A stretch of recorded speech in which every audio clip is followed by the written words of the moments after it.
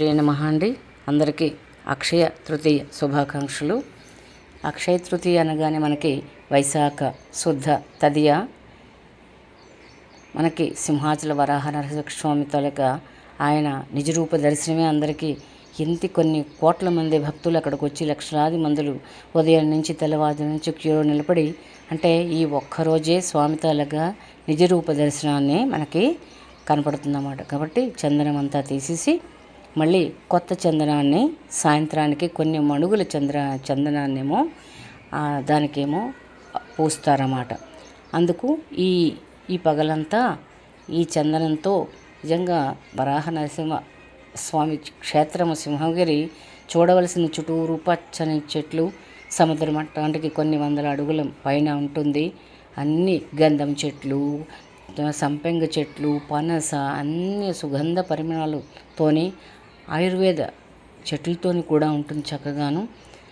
అందుకని ఈరోజు అంటే యంత్రాలు పొడులు కాకుండా స్వయంగా భక్తులే చందనాన్ని అరగతీసి కొన్ని మణుగుల చందనం అరగతీస్తారన్నమాట. అరగతీసి ఈరోజు మొత్తం చందనాన్ని బంగారపు గొడ్డలతోనేమో ఆ చందనాన్నేమో చిన్నగా ఒలుస్తారు. ఒలిచి అది భక్తులకు ప్రసాదంగా ఇస్తారు. మళ్ళీ ఈ భక్తులు అందరూ తీసిన చందనం ఉంటుంది కదా, కొన్ని మణుగుల చందనం అలాగా పూస్తూ ఉంటారన్నమాట. అయితే ఈ స్వామి వరాహ లక్ష్మీ నరసింహస్వామి అంటే ఈయన ప్రసిద్ధ పుణ్యక్షేత్రం కదా మంది సింహాచలము. మహావిష్ణువు దశావతారాల్లో వరాహ రూపము, నరసింహ రూపము రెండూ ఉగ్రమూర్తులే. సింహాచలంలో గల వరాహ లక్ష్మీ నరసింహది విలక్షణ తత్వం. అయితే పిలిచిన వెంటనే పలికే దైవంగా మా స్వామిని కొలుస్తూ ఉంటారన్నమాట. దుష్ట శిక్షణ, శిష్ట రక్షణతో పాటు ఈయన తన అద్భుత ఆయన తాలూకా మహిత్యాలని మహిమల్ని కూడా చూపిస్తూ ఉంటాడన్నమాట. ఈయన శివ విష్ణు రెండు అవతారాలు కలియకమాట. అయితే లయకారకుడైన శివుడిది ఉగ్రరూపం, విష్ణువు నరరూప స్థితిని కలిగి ఉంటుంది. అయితే ఈయనేమో ఈరోజు సింహాద్రినాథుడికే జరుగుతుందన్నమాట. ఈ తిథికి విష్ణు ప్రీతి దినం, చందనోత్సవ దినం అంటారన్నమాట. ఇది ఆలయంలో జూలైలో ఆషాఢ పౌర్ణమికి గిరి ప్రదక్షిణ కూడా చేస్తూ ఉంటారు. అన్ని గిరి ప్రదక్షిణల కన్నా ఈ సింహాచలం గిరి ప్రదక్షిణ చాలా ఎక్కువ మైళ్ళతో 35 కిలోమీటర్ల దూరం నడవలసి వస్తుందన్నమాట. ఆయనకేమో గిరి ప్రదక్షిణ, మకరవేట, తెప్పోత్సవం, డోలోత్సవం ఇలాంటివన్నీ కామదహనం వంటివి కూడా చేస్తాడు. అయితే ఈ ఆలయంలో ఒక ప్రత్యేకత ఏంటంటే అంతా రాతితో కట్టబడి ఉన్నదన్నమాట. కొన్ని సంవత్సరాల క్రితం కదా చక్కగా కట్టబడి ఉంది. లోపల ప్రశాంతంగా ఉంటుంది. ఆ నరసింహమూర్తిని లింగ స్వరూపంగా కనిపిస్తాడు ప్రతిరోజును. ఈ ఒక్కరోజు మాత్రమే నిజరూప దర్శనం కలిగిస్తాడు. కొన్ని లక్షలాది మంది దూర ప్రాంతాల నుండి కూడా వచ్చి ఆయన తలక నిజరూప దర్శనాన్ని చేసుకుంటూ ఆయన తలక అనుగ్రహానికి పాత్రలవుతూ ఉంటారు. అయితే ఈ ఆలయంలో ముఖ్యంగా చెప్పవలసిన విశేషం ఏంటంటే కప్పస్తంభం. ఇది సంతాన గోపాల యంత్రంపై ప్రతిష్ఠించినందువల్ల అయితే దీనికి ఇలాగ ఆలింగనం చేసుకుంటే ఆ స్పర్శ లక్ష్యసిద్ధి కలుగుతుందని భక్తులు అంటే వాళ్ళ తాలక సంతానం కలుగుతుందని, ఎవరెవరు ఏ కోరికలతో ఆయన కౌగిలించుకుంటారో ఆ కోరికలు తీరుతాయని చాలా నమ్మకమైన ఈ కప్పస్తంభం అన్నమాట. ఈ గోడలపైన ఈ శాసనాలు కూడా కనిపిస్తూ ఉంటాయి. శ్రీకృష్ణ దిగ్విజయ యాత్రను సూచించే 3 శాసనాలు స్తంభాలపైన అలరారుతూ ఉంటాయన్నమాట. చాలా అప్పటికి మార్పు వచ్చింది కాబట్టి అన్ని సదుపాయాలు చేశారు. చక్కగా దర్శనం టికెట్లు ఫ్రీ, ఉచిత దర్శనం ఉంది, 300 రూపాయల దర్శనం ఉన్నది. అలాగే విఐపి దర్శనాలు కూడా ఉంటాయి. చక్కగా మేము కూడా సేవకు వెళ్ళాము, ఆ సేవ దర్శనం చేసుకున్నాము.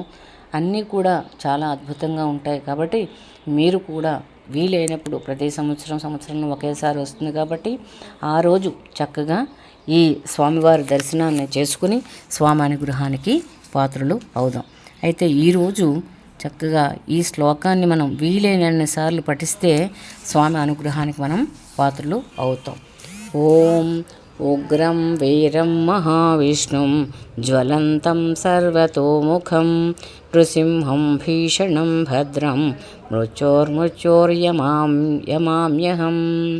ఉగ్రం వీరం మహావిష్ణుం జ్వలంతం సర్వతోముఖం నృసింహం భీషణం భద్రం యమామ్యహం.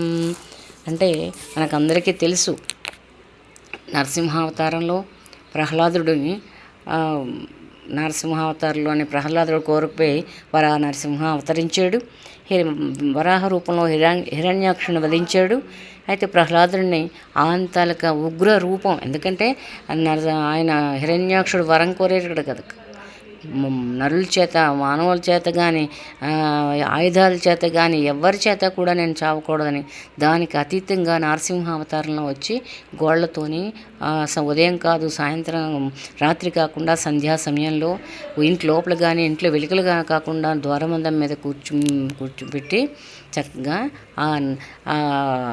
హిరణ్యాక్ష వధ చేశాడు. హిరణ్యకశిపుణ్ణి వధించాడు. ప్రహ్లాదుడి తాలూకా కోరికపోతే ప్రహ్లాదుడు నిరంతరం నారాయణ నామమంత్రం కదా. ఆయన చిన్నప్పటి నుంచి ఆయన తన భక్తిని చాటుకుని నారద తాలూకా ఉపదేశం వల్ల నారాయణ మంత్రాన్ని అలా జపిస్తూ ఎలాగైనా సరే తండ్రి అయినా సరే దుష్టుడు కాబట్టి దుష్ట శిక్షణ జరగాల్సిందే కాబట్టి ఆయన ఉగ్ర నరసింహ రూపంలో వచ్చి ఆ హిరణ్యకశిపుణ్ణి వధిస్తాడన్నమాట. తర్వాత ప్రహ్లాదుడిని తన అంకాన్ని చేర్చుకుని ఆయన ఉగ్రరూపణ ఎవ్వరూ ఆపలేపారట. అది ఒక్క ప్రహ్లాదుడి వల్లే సాధ్యం అవుతుంది. కాబట్టి వశంకరుడు భక్త సులభుడు భక్తుడు కోరికల మీదకి ఏదైనా తను చేస్తాడని నిరూపించుకున్న మహాంతమైన అద్భుతమైన దశావతారాల్లో అద్భుతమైన అవతారం. కాబట్టి అందరూ కూడా చూసి తరించి స్వామి అనుగ్రహాల ఆశీస్సులు మనం పొందుదాం.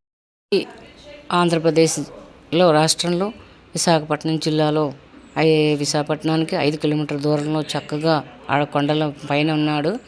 కాబట్టి మీరు కూడా అద్భుతంగా దర్శించి వీలున్నప్పుడు ఈ రోజైనా ఎప్పుడైనా సరే స్వామిని దర్శించి స్వామి తాలూకు అనుగ్రహాన్ని పొందొచ్చు. కాబట్టి ఈ చెప్పే విధానం మీకు నచ్చినట్లయితే లైక్ చేయండి, షేర్ చేయండి, కొత్త వాళ్ళైతే సబ్స్క్రైబ్ చేసి మీ వాల్యుబుల్ కామెంట్స్ కూడా పెట్టండి. జై శ్రీరామ్, జై శ్రీరామ్.